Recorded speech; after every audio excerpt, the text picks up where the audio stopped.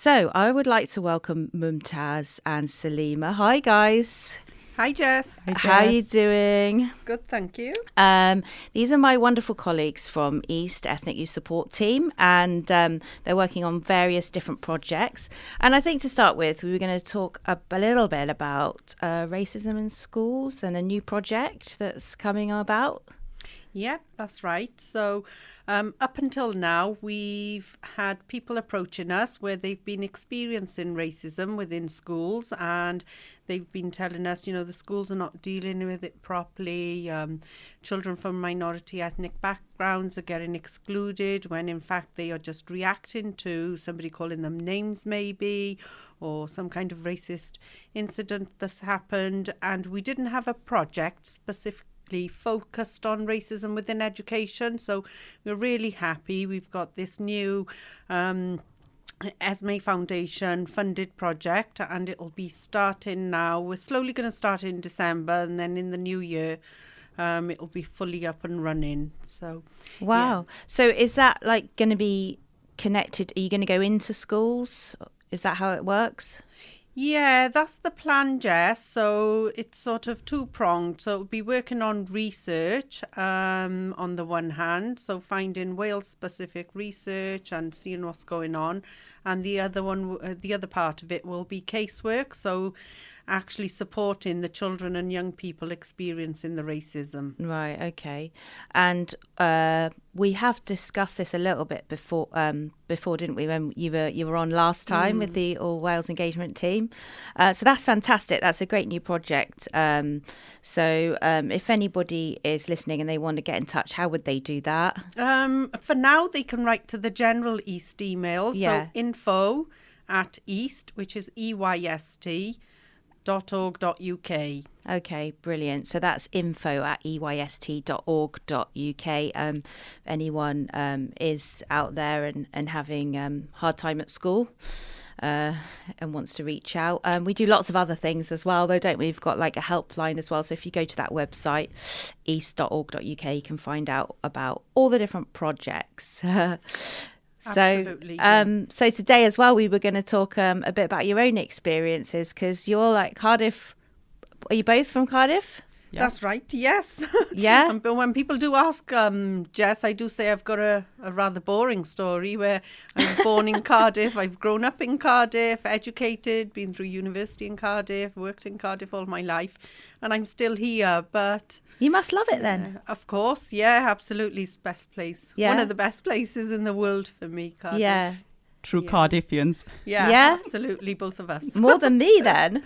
Yeah. Yeah, because I'm new to the city. But yeah, so you did all of your education, all the way, you never went away to university? No, it was all in Cardiff. Studied in Cardiff as well, Jess. Wow, so Cardiff Uni? Yep. Wow, yeah. What did you study?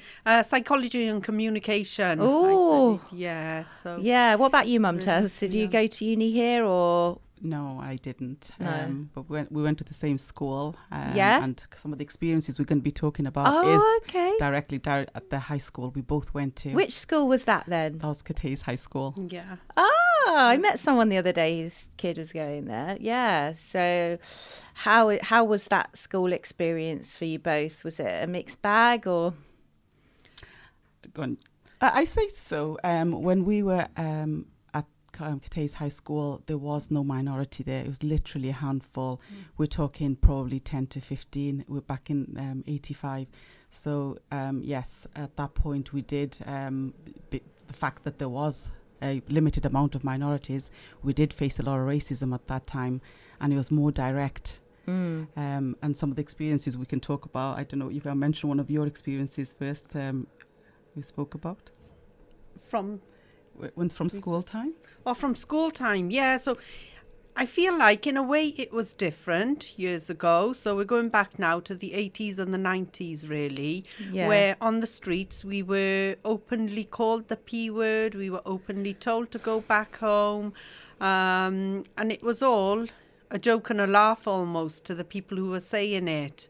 And it was hurtful at the time. It was hurtful, but it was so normal, if you like, that, we didn't make an issue of it. So if we were called a name on the streets, we just thought, oh, there we go, we were called the P word again. We didn't go home and tell our parents or make a big deal of it, because we thought that's the way it is, you know, you just have to accept it. So in a way it's different with the youth these days. For the majority of the time, they don't get to experience that. So people are still racist. There are still racist people out there. And, you know, some people say that racism has become muted almost. So it's still going on, but it's underground almost, if you like. It's covert, isn't it? Yeah, but I disagree with that. So it still happens like that. Where it is covert, but at the same time, the horrific racist incidents are still there. So I don't know if it's because we are adults now, and the older age that we are, we don't see it as much on the streets, and whether the youth are still experiencing it, or whether it's all muted.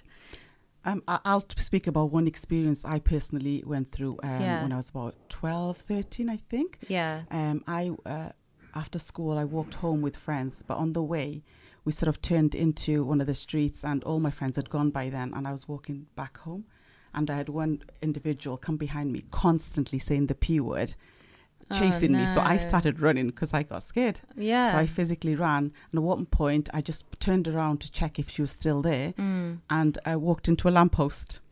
So I got injured. My nose was bruised. But I went home. My parents asked, and I just hurt myself. I didn't even mention the fact that this is what happened. Because for us, it was like, we're the minority. It's normal for them to call us those names. We didn't think twice. Why do you think that you didn't tell your parents that was what you experienced? I don't know. We didn't, at that point, because my parents been in this country since the 50s. Yeah. And when we were growing up in the 70s, we lived in the heart of the city centre. Yeah. And we had people smashing our parents' windows every other week. And for that, so it was almost embedded and normalised. Yes, so we didn't Yeah. think twice too. And there was no system for it to be reported or anyone dealt with it, to be honest. It was non-existent. Something happened to you, you dealt with it, move on. That's the kind of mentality. But saying that this was 40 odd years ago, here we are sitting in 2022, same old scenario, nothing's changed. Whether it's more subtle or it's indirect, it's still there. It's still there. So there's still a lot of work to do. Absolutely, yeah. It's horrific, some of the things that we get to hear. And I think because we've heard it so much throughout our whole lives, these incidents shouldn't shock us, but they do. Every time I hear something that's happened to a child, and it's not like it's happened and there we go and it's over, or the school are going to deal with it and it's over. People carry these traumas through their whole lives.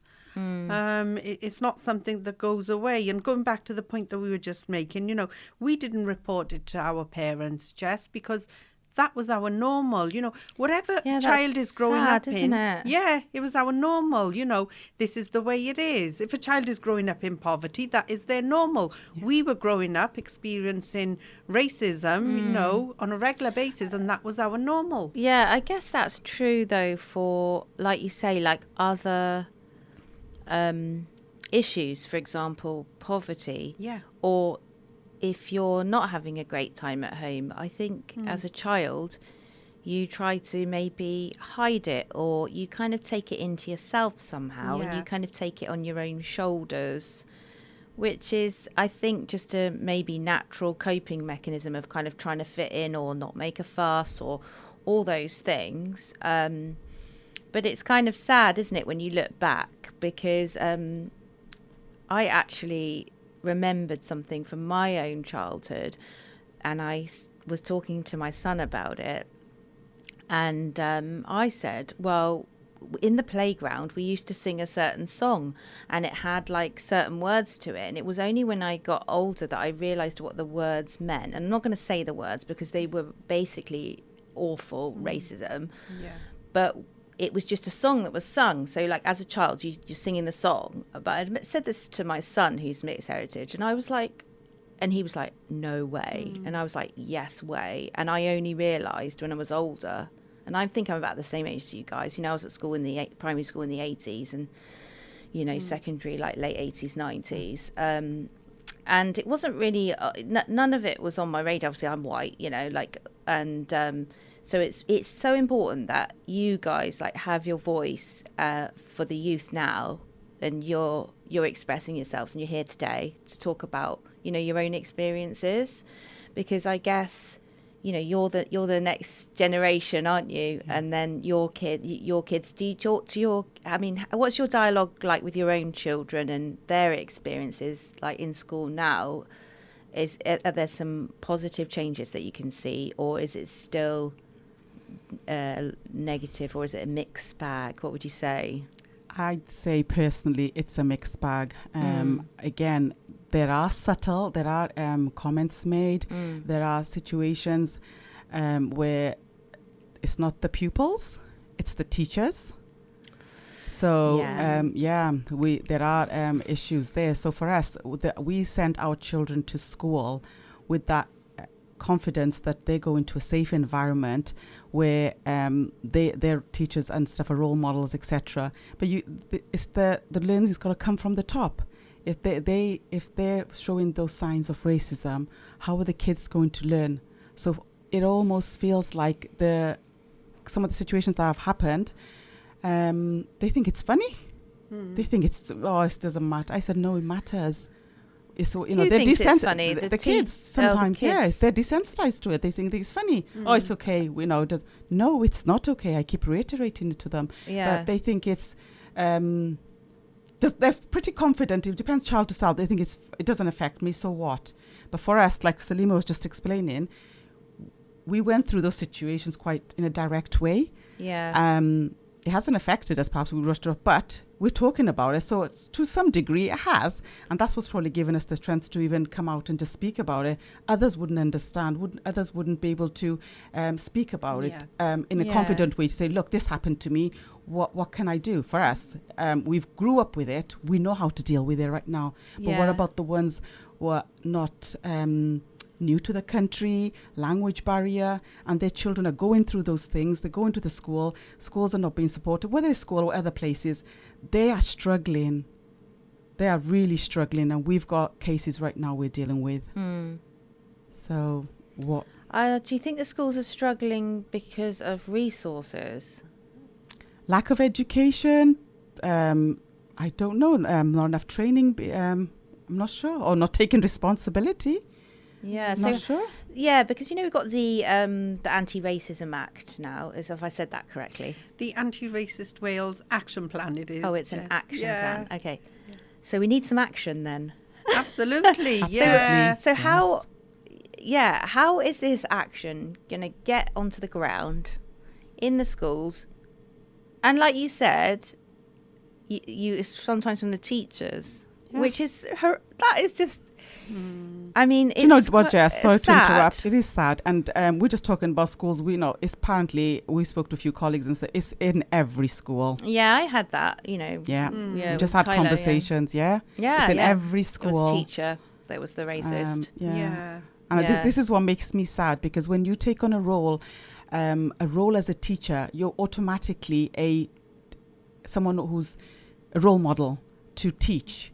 Yeah. So you can't become the person who has a negative attitude towards the pupils. No. And you have to be that guardian. Yeah.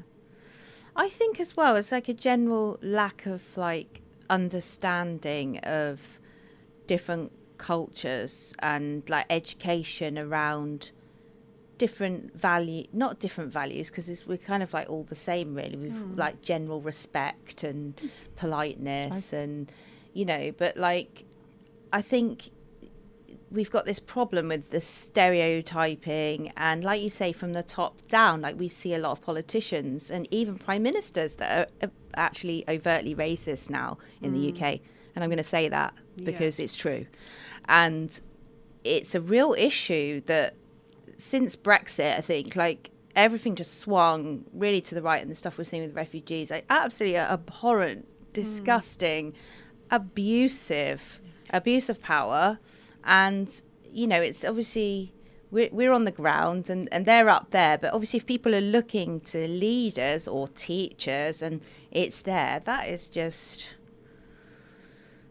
we have to start here, don't we? Scary times. It's scary, yeah. Scary I find times, it scary. having the same old conversations after decades, having the same old conversation. And I think, generally as a society, people need to take responsibility. Yeah. Adults need to take responsibility. And something you just mentioned about lack of knowledge and not understanding cultures. This isn't about culture. Basic principle of respecting others, doesn't matter what color you are, where you come from, is the fact you're standing in front of someone, is how you speak to them. So that's not happening. As soon as you see someone of color, someone with dressed in a certain way, you judge them instantly. And that's how you speak to them. Yeah, and I guess that we all judge people just from whatever, like you say, like what they're wearing or how they talk or how they look. And I think that's something that each individual can say to themselves. They can say, well, I see this person, how am I judging them?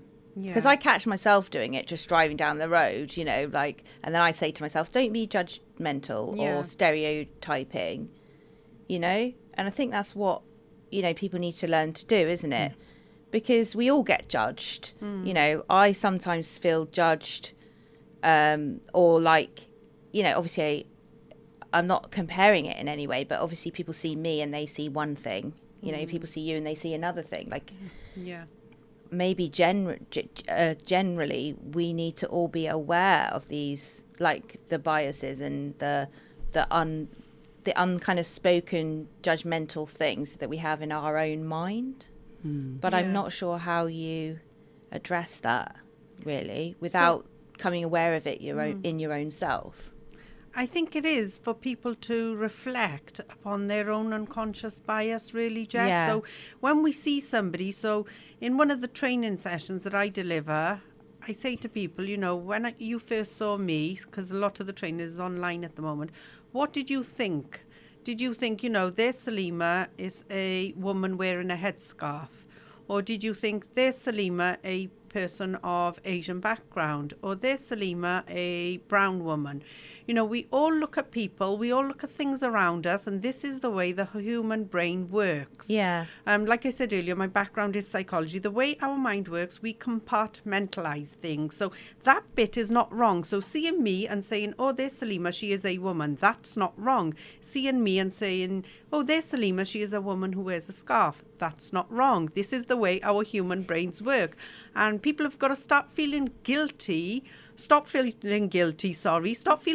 about something that is natural. But then what is wrong is what comes on further down the line. So they're saying, there's Selima, she is a woman who's going to fit into that box in my head where she's wearing a scarf. Oh, those women can't speak English. Those women are less intelligent than the women in a different compartment up in my mind. Those are the things that we've got to stop. And we've all got to think about the different people, different backgrounds, different colours, the way they look, the way they dress, and think, what kind of associations do I have with people who I compartmentalise in that box?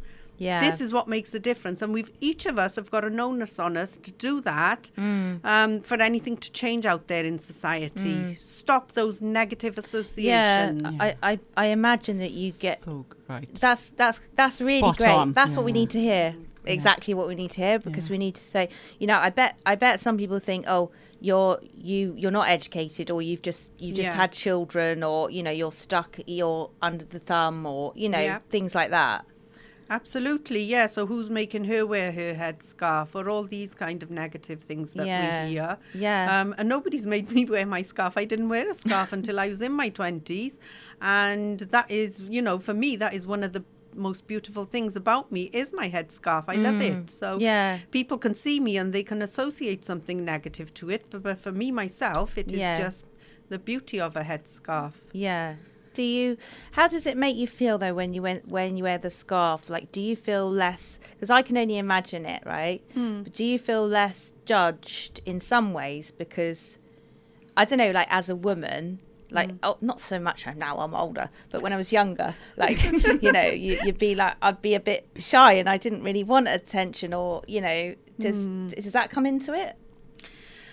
I mean, I'm just asking for me now, and I'm just like curious, It's more representing, so we are Muslims, and it's more representing this is what Allah has prescribed for women, to wear the scarf. This is how I see it, and that's what it's all down to, there's no question marks then for me personally. So yeah, that's what it is. But we do definitely get judged because of the scarf. Can we speak English, or, the intelligent side of it? And when we start speaking to some people, you can see it in their face. Oh my gosh, she can speak, or she got a gob on her. They're thinking, you can see it. That's quite a funny thing that still happens quite a lot. We laugh about it now, but sometimes you'll approach certain environments and you just walk along, toddle along, and think, we won't say anything. And they look at you and think, do you speak English? And when you start speaking, their jaws drop. Their jaws literally drop. Do you actually speak? And sometimes I will do it on purpose to test them, just to see, how they react. And it's actually quite comical. Yeah. And you just feel like saying, wow, where have you come from? Well, on that note, we're going to have to take a break for the news now, but we will be back with this brilliant conversation because I think this is the kind of conversation that we need to have. All right, we will see you after the news and some adverts. We'll be right back. Radio Cardiff. Oh.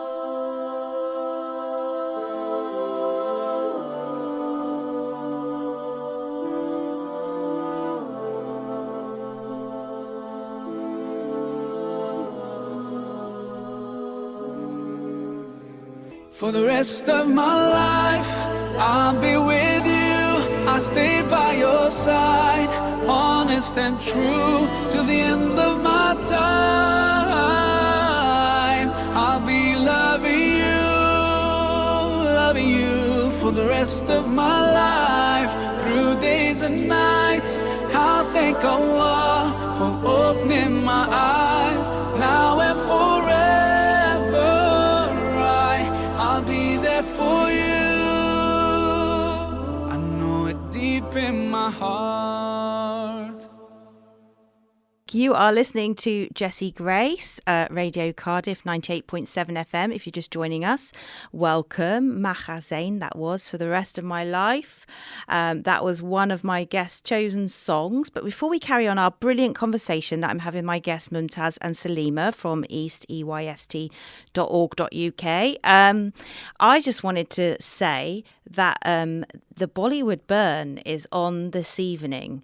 And it is basically on at Grangetown Pavilion, and it's only £3 tonight. So if you fancy some dancing, it's 7 to 8 p.m. And now there's another class at Pennyland Library on Thursdays, 7 to 8. And I'm going to try to go to both because I love Bollywood Burn. I love burning and feeling the burn. So anyway, we're going to go back, and my guests Selima and Mumtaz, we were talking before the news and adverts about some of your own experiences as Muslim women living in Cardiff, growing up in Cardiff.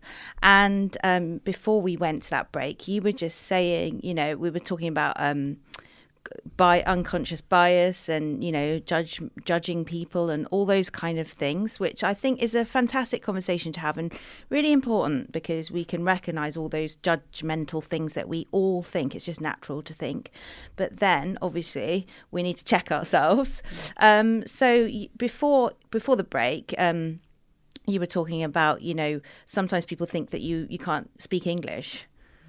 Yeah, that's obviously them making an assumption about you. And you had another story maybe, Mumtaz, that you wanted to talk about. That was it a more recent thing? Yes, it's literally, I'd say about 3-4 weeks ago. Yeah. In the city centre, I went to one of the retail outlets without mention any names. Yeah. Just for an appointment. I walked in and there was a sales lady at the counter. Basically, she had her head down. As soon as I walked in, she looked up and looked back down. So I thought, yes, I'm going to test this out. So I just literally physically went up to the counter and stood there. And I'd say good 60 to 90 seconds, no acknowledgement at all. And then I said, are you busy? And she looked, I'm sorry, I won't be a second. So I explained to her what I was there for. So I had to go upstairs for an appointment. That was fine. Came back downstairs, looking around the shop, and in the meantime, another British lady walked in, and she acknowledged her straight away. "Oh, how you doing? Good afternoon. How can I help you?" And at that point, I thought, wow, I haven't faced something like that for a long time. And to see that again, it wasn't even subtle, it was quite direct, really made me think. I thought, no, I haven't got time to take this further right now. My car was parked in a limited amount. So I just walked up. Again, that made me think, this is quite, what is happening? It's scary, the fact that so many years after we're talking about it, having dialogue with different levels. Yeah. And it's still there, black and white. It's still there. It's sad. It's just shocking. Yeah. Sad isn't even, it's shocking.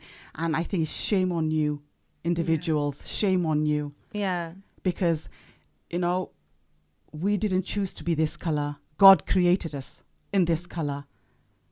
And here you guys are judging us because of something natural. And it just shows your state of mind, not ours. I'm quite a pretty confident person. I'll just brush it off. But, I feel so sad for the individuals who are not being able to speak up or say anything. And they must walk away so disheartened, and that they carry that. This is it. And what about people, say if somebody'd gone in there and they'd been treated like that, who was suffering with bad mental health anyway, this could have detrimental effects on people. Ignoring them because of the way they look is just not on.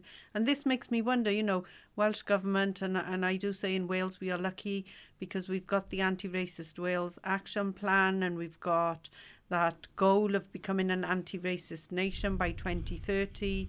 When I hear stories like this, I just think that's a big, tall order, and we're not going to get anywhere near there. If this is allowed to carry on, how are we going to become anywhere near anti-racist? It's just really sad what people are having to put up with out there, and because of lack of time, like Mumtaz is saying, or because somebody hasn't got the ability to speak the language yet, people can't call it out. We have got an onus on us as part of the Anti-Racist Wales Action Plan. If we see discrimination, we have to call it out. Yeah. But it's often you just let it go. This is the sad thing. Yeah, I mean, so what did you do? Did you just walk away? I literally walked out. Yeah. Yeah. Would it be scary for you to confront that lady? No, not me. No. Or just say, excuse me, I noticed, I've made an observation, that you were treating me very differently from the other lady that came in, or maybe just start the dialogue. I mean, I don't know. How do we overcome this? I agree with you. It needs to be confronted. But as soon as I spoke to her, she's overly nice because she knew what she had done wrong. Oh, okay. But I didn't have time, like I said, to hang around. But definitely, we need to call these people up. They need to be confronted. There has to be things in place. Or maybe even go to management and whatever. Yeah. Maybe the retailer needs to put in some, training for, and some more awareness of. Absolutely. Definitely. Yeah, because we have some really amazing courses that we deliver from EYST. You know, hate crimes or, challenging Islamophobia, race equality, how to be more diverse within your workplace, how to make people feel more valued, once you've taken them on. So it's not just taking on staff. A lot of companies and organizations these days, they say, oh, we've got this quota, we're going to have this many, brown or black people or people I've noticed of that minority. a lot, yeah. But then if they're not progressing or if they're not feeling valued within that organization or business, what they're going to do, they're going to leave, they're going to go badmouth you to other people. You're going to end up in a worse place. So if you're going to make those changes, if you're going to fill those quotas, then you've got to do it for the right reasons. Yeah, I have this conversation a lot actually, and it's come up a bit within the creative kind of sector and journalism. It's a very fine line between trying to change things and get a more diverse workforce.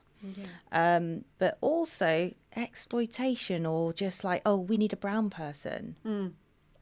It's a tick box process. Which isn't the, you know, like, it's not the right reason. It's not the right. It's not the real. You know, it's not real change, is it? No. It's just like, oh, we've got to do this now. Tick. It's not, and it's so obvious when it happens, just as a tick box exercise. I just now, every time I see, I think that is pathetic, because we're just going through the same things that we've been through for the last 40, 50, 100 years, and nothing's really changing. Like, why bother doing just a tick box exercise? Don't bother doing it at all if you're not going to do it for the right reason. That's what I think. Yeah, I was speaking to some young people as actually, I don't know if you've heard about Urban Circle's new film, like the Human Tree. Oh no, tell us more. Well, I was lucky enough to go with Donna Ali, who's with The Bomb, and she's got her new magazine. She works here as well. She's got her show here on Fridays. Shout out to Donna. So we went to they had a premiere in Newport, and it was such an incredible film. I was crying a lot. I was like, and so basically it's about like a lot about DNA and like the movement of people, and like how we all go back to this one gene, this one woman in Africa, you know, basically we're all from the same family, basically. That's what it says. So it's like, it's fantastic for, you know, anti-racism and also sustainability as well. As a lot about the environment and different. So it's a very long film, and it's brilliant. So if you get the chance, hopefully they'll be putting it on again, and maybe they'll come in and talk about it. But the young people basically that were involved in the film, so they've given a lot of young people, they've been involved, like producing it, editing it, like doing the music, all of it.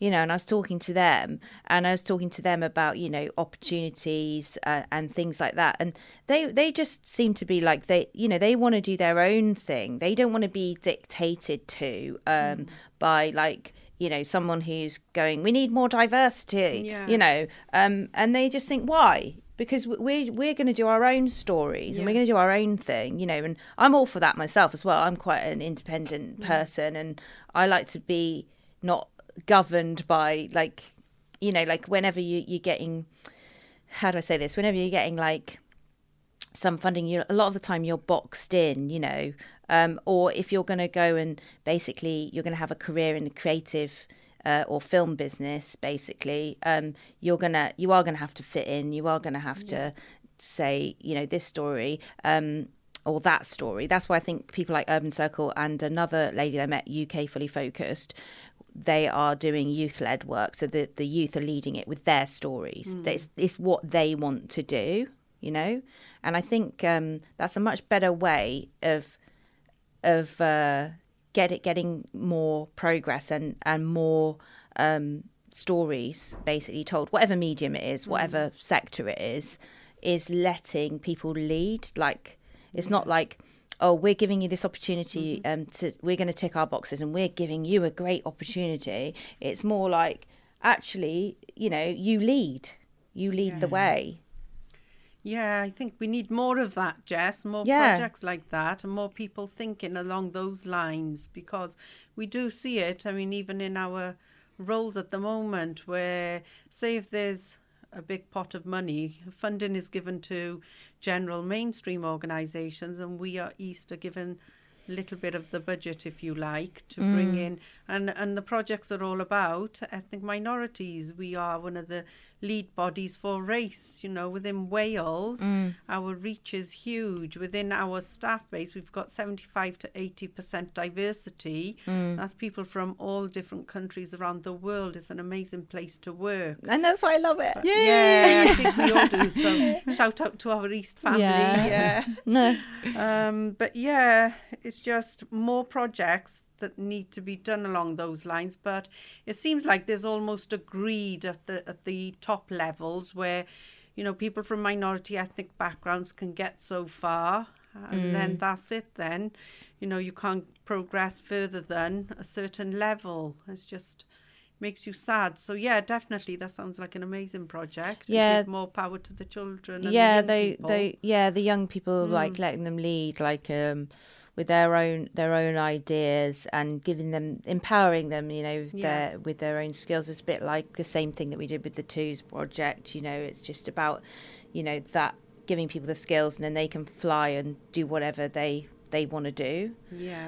But it is a difficult thing, isn't it? Because you want to create opportunities for people and diverse people, or whether that's a disabled person as well, or any person, you want to be able to give them those chances. But then you don't want that to slip over into like, oh God, we need this and we've got to do this, and so it is a difficult balance. It is. And also on the flip side of it as well is this next generation, the youngsters going in from high school into university and stuff, and then into employment. I feel that opportunities being decreased because of the lack of opportunities given to them because of their race. As soon as job applications have gone, and there's research being done into it, if they have a name, a Muslim name or a Asian name, they're not likely to even get to the interview stage, never mind the job. They don't get to the interview stage. So you're actually minimizing their chances of getting somewhere in life. And it's frustrating. And for me, one of the things, I'm big on health and fitness and stuff. And one of the things I find, we're always constantly talking about the minority do not get involved in fitness, they're unhealthy, blah, blah, blah. Hold on. What kind of opportunities have you given them to take advantage of those situations? In the whole of, Cardiff itself, swimming, a lot of people like swimming or whatever it is, gyms. There's restricted amounts of opportunities. 1 or 2 swimming classes for women a week. Hold on, you have hours.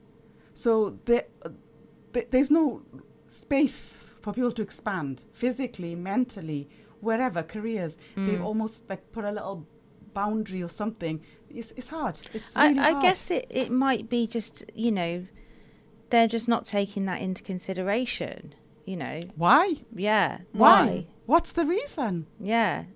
Well, we need to get out there a bit more. The population of Muslims are increasing. So, right on top, they need to be looking at those figures and the services that are provided. It needs to be, it has to be looked into. And I just pray going forward, things do change. Maybe in about 50 years, if I'm not dead, we'll have this conversation again, Jess. 50 years? Oh, how old will I be then? Blimey. We'll bring out. Would I still be able to operate these machines? Might not have a brain there. Right, well, let's just play another... let's just wrap it up there, actually, because we've only got like another 5 minutes now before we go. So I just want to say thank you so much for coming in. Is there anything else you want to say before we wrap up? And I play your last tune? Just one thing, just to all the listeners out there, whoever you are, wherever you are, just show some love and compassion to everybody you come across, anybody, stranger or non. Just that's what we're lacking right now. Just kindness. Honestly, I always try to be kind, and I think that's a fantastic positive message to end on. Don't you think? Try to check yourself, your judgmentalness, if you've got it, and just be compassionate, show love and kindness. Especially at the moment, we're in such a turbulent, changing time. We need a strong community more than ever, and. That's why I like to have community groups on and community. So if you're out there listening, get in touch, Jessie Grace Music with lots of underscores or around, or just put Jessie Grace. I'll have some songs. There is a few other Jessie Graces though, but make sure it's the right one. You'll see I'm advertising my show on Radio Cardiff. All right, well, let's play this tune. And thank you so much for coming in, guys. And I will see you soon. Now, this is Where is the Love? Where is the Love? Featuring Omar Eston. It's a Muslim cover, right? Yeah.